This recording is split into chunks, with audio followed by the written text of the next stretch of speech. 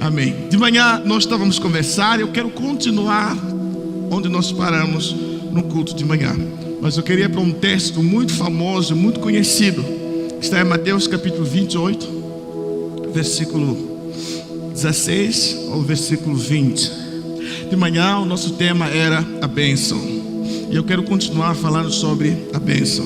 Amém? Mas eu quero continuar a partir desse texto. Talvez eu faça um pequeno resumo do que nós falamos de manhã. Aguenta só um pouquinho que nós vamos juntos aqui. Vou aproveitar e ler na tela, porque assim todos temos a mesma tradução. Os 11 discípulos rumaram para a Galileia, em direção ao monte que Jesus lhes determinara, certo? Assim que o viram, prostraram-se e o adoraram, mas alguns ficaram em dúvida. Então Jesus aproximando-se deles, lhes assegurou: toda a autoridade me foi dada no céu e na terra. Então continua, ele fala: portanto, ide e fazer que todos os povos da terra se tornem discípulos, batizando-os em nome do Pai, do Filho e do Espírito Santo, e ensinando-os a obedecer tudo quanto vos tenho ordenado. E assim eu estarei permanentemente convosco até o fim dos tempos. Glória a Deus. De manhã nós falamos sobre a bênção, baseado no Salmo 67. O salmista fala: Senhor, tenha misericórdia de nós e nos abençoe. E estavas falando aqui, ensinando de manhã, que o texto nos mostra que a bênção pressupõe misericórdia, a graça de Deus. A bênção não é por mérito, é pela graça de Deus. Não é porque você merece, é porque Deus é bom e gracioso. Também ensinei que a bênção nos abençoe, ela é coletiva.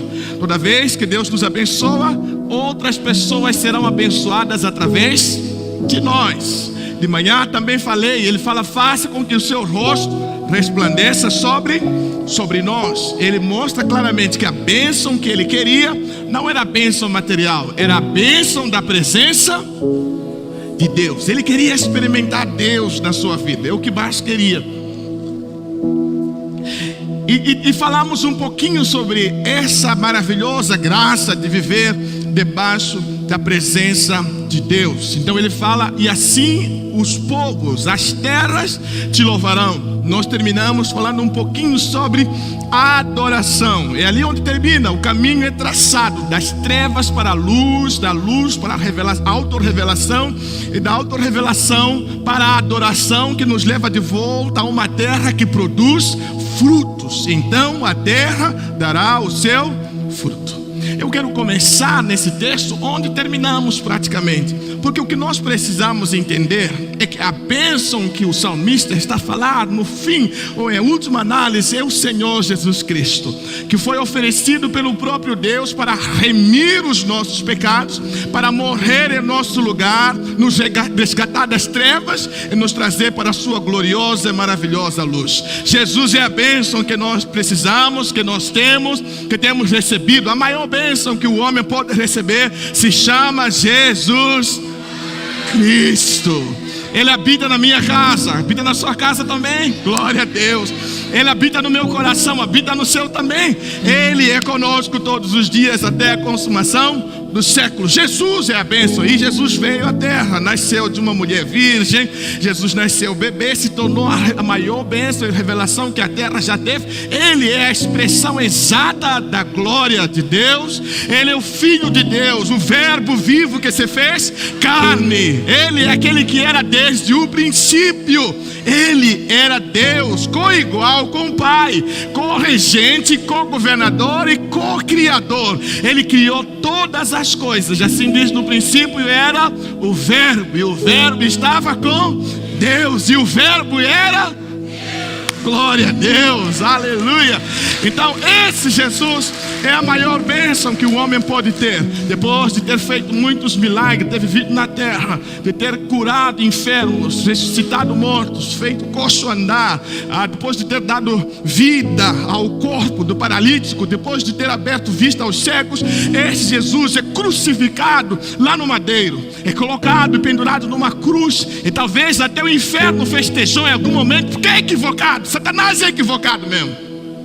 para ele atrás de você, porque ele é equivocado, porque ele não sabe que deixa para lá.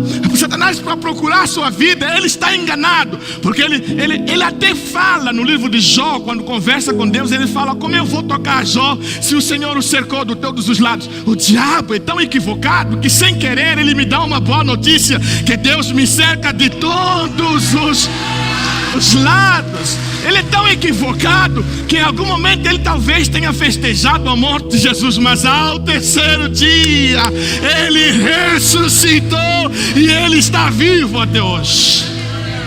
Glória a Deus.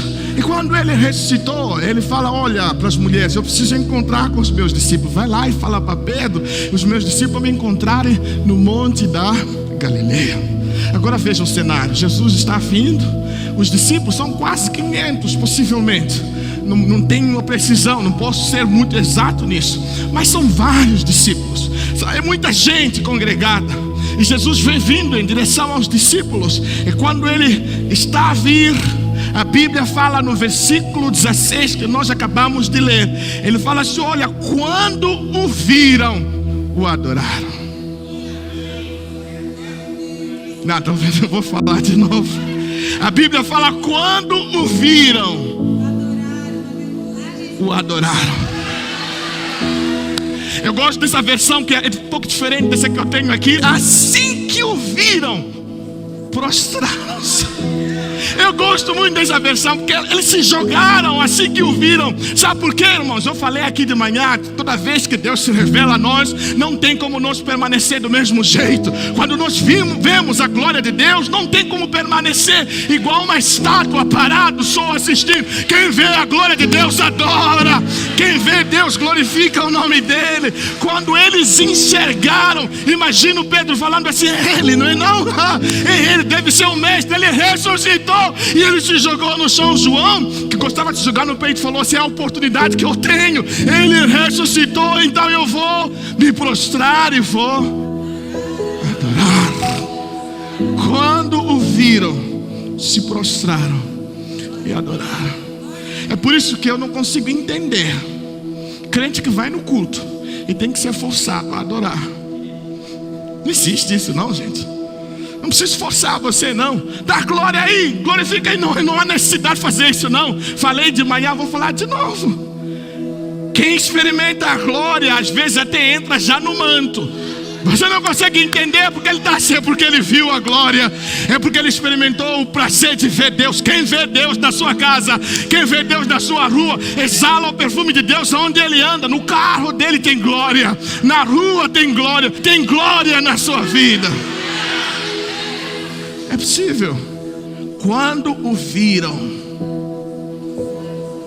se prostraram. Eu posso te fazer uma pergunta? Você tem visto Deus ultimamente? Você tem visto? Ah, mas pastor, como é que é assim? Eu vou ver ele como os discípulos viram? Talvez não. Porque ele, conversando com Moisés no livro de Êxodo, capítulo 33, falou: você não pode me ver e continuar vivo. Deus fala para Moisés: vou mandar um anjo com você. Você vai lá e vou mandar um anjo contigo. Moisés fala assim: não quero tua provisão, eu quero você. Não quero o que o Senhor pode me dar, eu quero a sua glória, a sua presença. Não me faça subir se a tua presença não for comigo. Aí Deus fala: Moisés, escuta aqui, se você me vir, você morre. Aí ele fala assim: mas mesmo assim eu quero te ver. Eu quero ver a sua... Moisés não se sacia, ele quer mais de Deus, quer ir mais fundo, e quer experimentar a glória. Você não pode me ver e continuar vivo, Moisés. Então sabe o que Deus fala para Moisés? Vou fazer o seguinte, olha o que Deus fala: vou colocar você sobre a fenda de uma rocha. Vou colocar sobre uma rocha. Na Bíblia, a rocha é o Senhor Jesus Cristo. Ele está dizendo: vou te colocar sobre a cruz. E quando você está sobre a cruz, há redenção, há perdão dos pecados. Então você pode enxergar a minha glória, você pode ver a minha glória. Sobe, Moisés, sobe aqui, Moisés. Moisés sobe e ele fala: vou fazer passar toda a minha glória. Eu não sou teólogo, mas dizem os teólogos, pastor Bruno, que foi nesse exato momento que Deus revelou a Moisés Gênesis capítulo 1, Gênesis capítulo 2, Irmãos, você já percebeu que Moisés não estava lá quando Deus criou os céus e a terra? Como é que ele sabia que Deus disse haja? É porque Deus está dizendo assim: mesmo que você não me veja como você talvez me quer ver, você vai me ver nas coisas que eu fiz. Não entendeu? Talvez você não enxergue a minha em carne e osso, mas você verá a minha glória nas coisas que eu fiz na sua casa, na sua família. Você me verá na cura, na salvação. Você me verá no milagre. Você me verá nas coisas que eu tenho operado sobre a tua casa. Você, quando olhar sua mãe, que um dia quase morreu e Jesus resgatou, você saberá que eu estava na sua casa. Quando você olhar para você mesmo que escapou daquele acidente, saberás que eu sou Deus e que eu...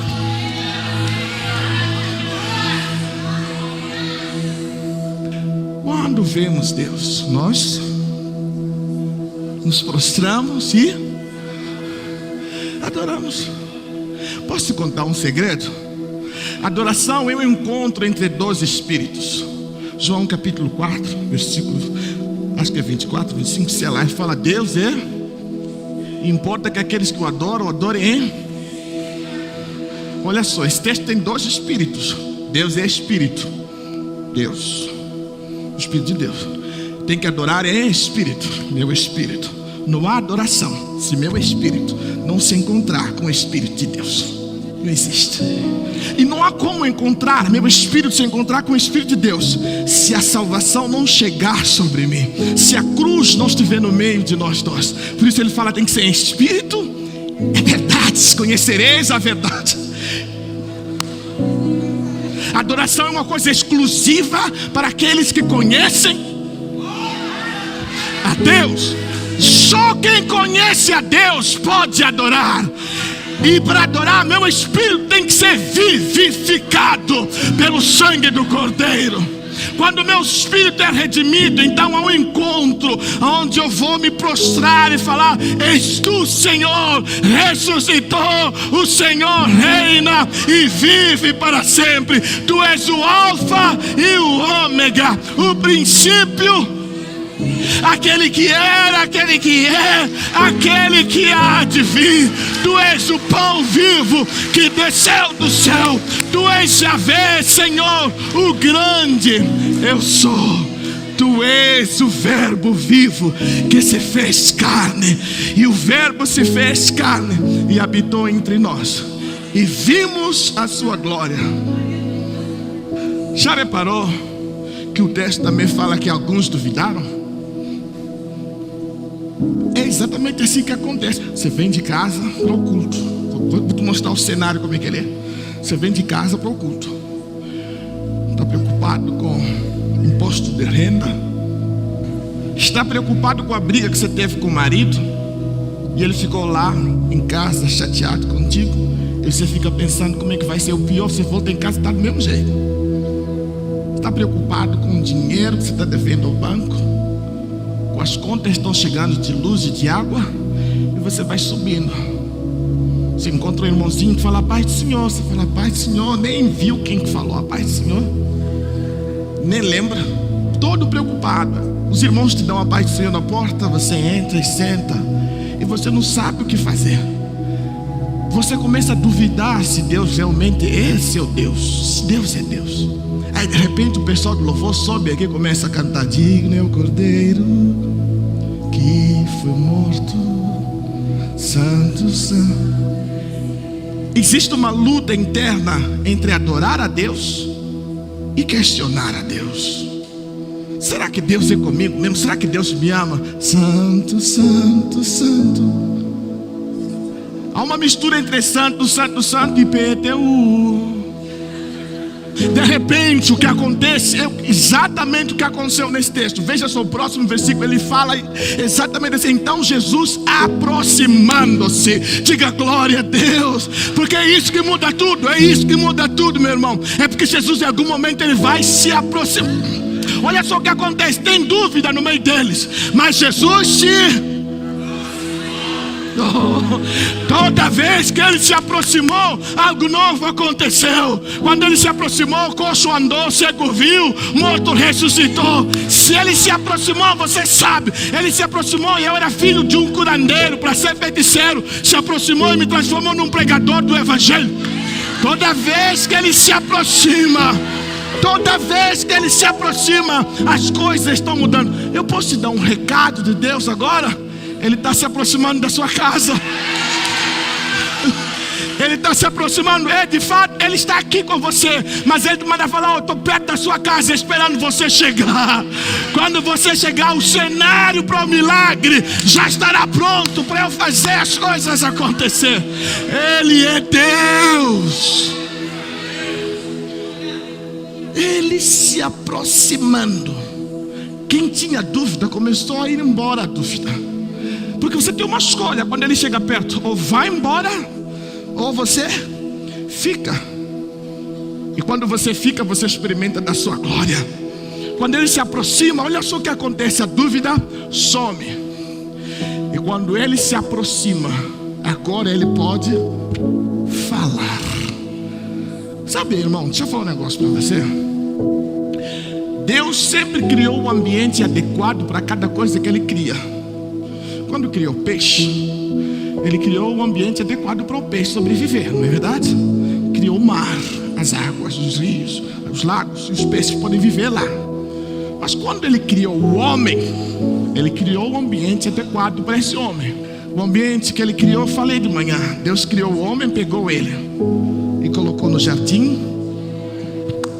Esse sempre foi o propósito de Deus, que o homem esteja no jardim do Éden. Jardim do Éden é o lugar da presença de Deus. Ali quem reina é a vontade de Deus. Ali quem manda é o desejo de Deus. Ele cria o homem e coloca ele no Éden, onde ele vai experimentar a provisão. Ele vai experimentar o milagre como se fosse coisa natural. Irmãos, Deus criou o homem para ficar perto dele e nunca ter necessidade, nunca sofrer, nunca chorar, nunca ter ranger e pranto de dente.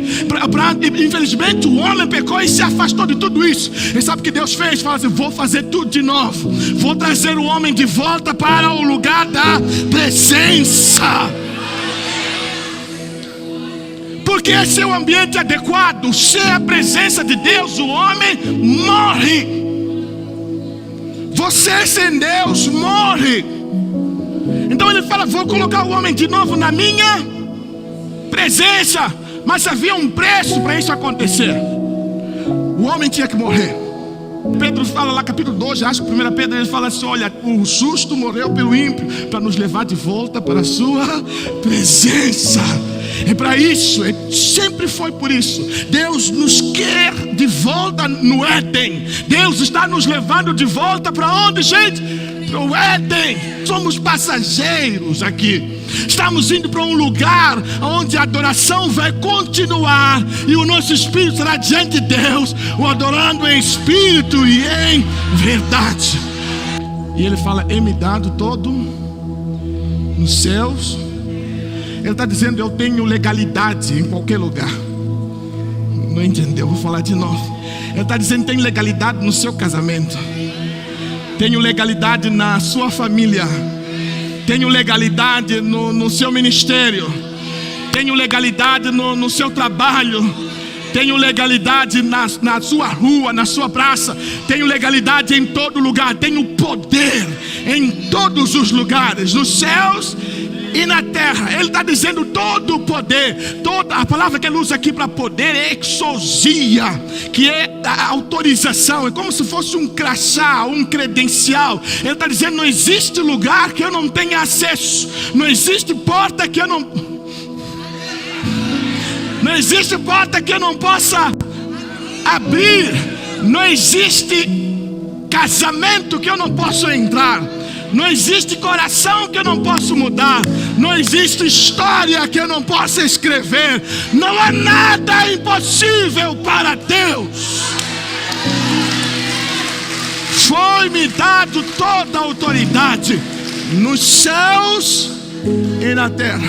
E Ele está dizendo: quem vai sem minha autorização é ilegal. É por isso que Davi fala: você vem a mim com lanças e espadas, mas eu venho a ti em nome.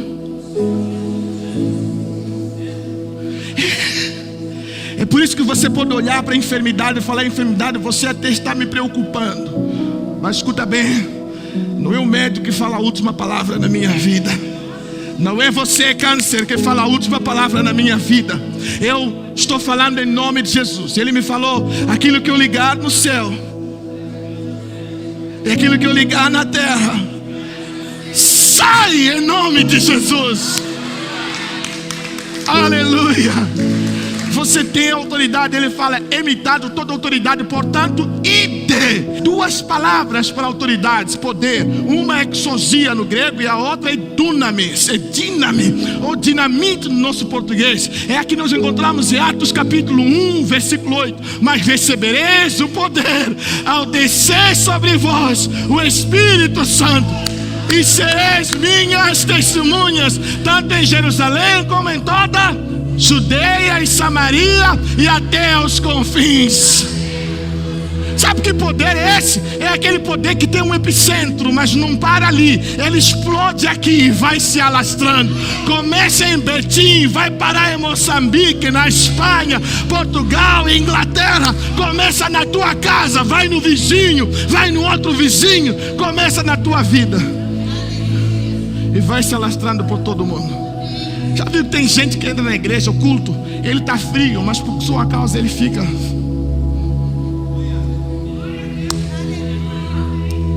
Gente, é porque Deus não unge métodos, Deus unge pessoas. Acontece, às vezes você está bem frio, mas a oração do outro te dá energia. Então eu tenho toda a autoridade, ir de fazer discípulos de todas as nações. No grego, o que ele está dizendo na verdade não é ir, ele fala indo façam discípulos. A ênfase é no fazer discípulos. Enquanto vocês vão, façam discípulos. Agora entenda bem, o que Jesus está ensinando é que fazer discípulos é um estilo de vida. A ordem é fazer discípulos, ou fazer discípulos, fazer disso um estilo de vida. Agora é interessante você notar que só fala vão fazer discípulos depois que ele se aproximou e depois que eles adoraram. Ninguém faz discípulos se Jesus não estiver próximo e se não tiver adoração na vida dele. Irmão, vou falar um segredo para você. Deus confia as melhores missões a adoradores. Não vou falar de novo, porque o povo aqui olhou e pensou nesse pessoal de louvor aqui só. Mas escuta bem, as maiores revelações Deus dá para adoradores. Quando nós começamos a abrir igreja lá em Moçambique, eu falei: Deus, o Senhor pode não me dar pregador, o Senhor pode não me dar evangelista, mas por favor, não deixa de me dar nessa igreja adoradores, porque são os primeiros a saberem que Deus está aqui. E são os adoradores que Deus confia as maiores missões. Adoradores, pessoas que colocam Deus acima de todas as coisas, que colocam Deus como prioridade. A igreja precisa de adoradores, porque são adoradores que vão sentir: Ele está aqui, Ele está aqui, Ele chegou aqui, Ele vai mudar. Tem adorador aqui nessa noite? Adoradores. Então ele fala: enquanto vocês vão, façam. Ele está dizendo: enquanto você vai no mercado fazer compra, faça. Enquanto você vai no hospital, faça. Vai no trabalho, faça. Então fazer discípulo é um estilo de vida para aqueles que são adoradores do Senhor Jesus Cristo. Amém. Batizando-os em nome. E ele fala o quê? Ensinando-os a guardar todas as coisas que vos tenho. Irmão, escuta bem. Ele não fala ensine qualquer coisa. Ele fala ensina o que eu mandar. É interessante falar isso, pastor, porque estamos na época que o púlpito está negociando com o banco. Há uma relação de vendedor e cliente. Então nós começamos a pregar o que agrada ao povo. Vocês dão um segredo? Quem manda no púlpito não é o cliente, nem o crente. Quem manda no púlpito é o Espírito de Deus. E nós pregadores temos que dobrar os joelhos toda vez que nos dão a responsabilidade de pregar e perguntar para Deus o que é que o Senhor quer falar para o povo. O que é que até adoradores, ministros de louvor, não é só chegar, a canção tem uma vibe boa, não é vibe, é o que Deus quer receber hoje, é o que o Senhor quer receber hoje.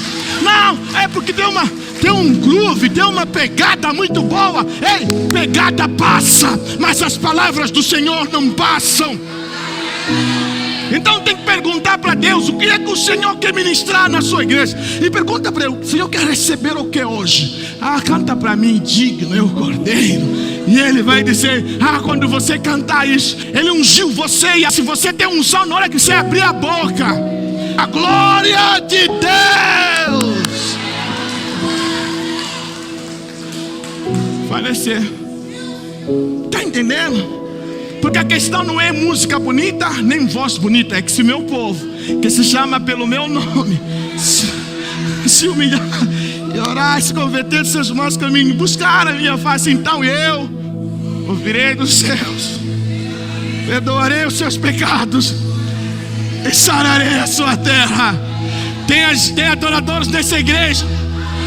É assim que nós fazemos. Nós não fomos mandados pregar qualquer coisa. Nós não vamos comercializar o Evangelho. O Evangelho é o Evangelho, e vamos continuar pregando o Evangelho. E se for para sarar a sua família, nós vamos sarar. Sabe, irmãos, olha só, quando ele fala ide por todo mundo, o ponto de partida é a sua casa. Muita gente pensa que é a igreja, saímos da igreja para o mundo. Não, saímos de casa para o mundo.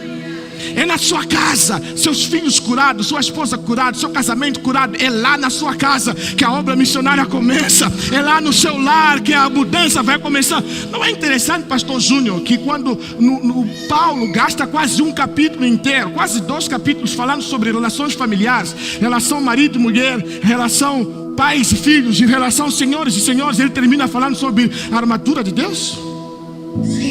Não é interessante? Que ele começa a falar sobre marido e mulher, e de repente ele fala, finalmente, irmãos. Não é assim que Paulo fala? Vou até ler esse texto porque ele é interessante. Ele fala assim, olha, onde está Efésios, capítulo 6? Ele fala, finalmente, irmãos, capítulo 6, versículo 10.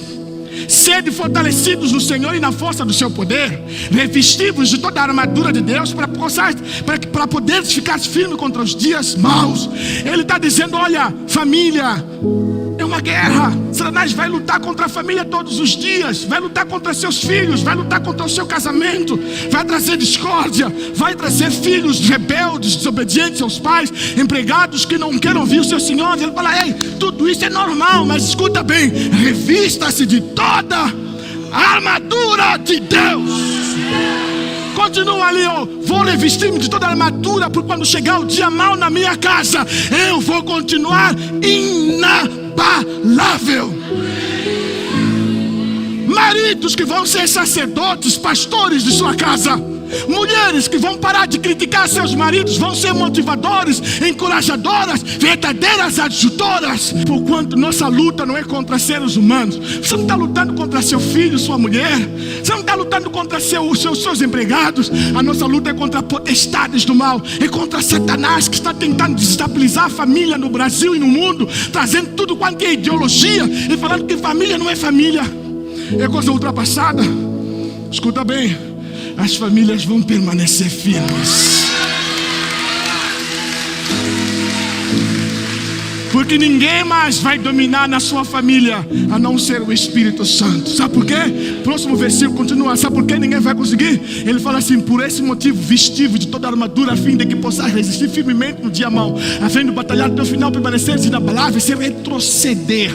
Não pare de orar pelo seu filho. Está, portanto, firme, trazendo de volta a cintura da verdade e vestindo a couraça da justiça. Tem verdade na sua casa, tem justiça na sua casa. Vocês vão calçar os pés com a proteção do Evangelho da paz.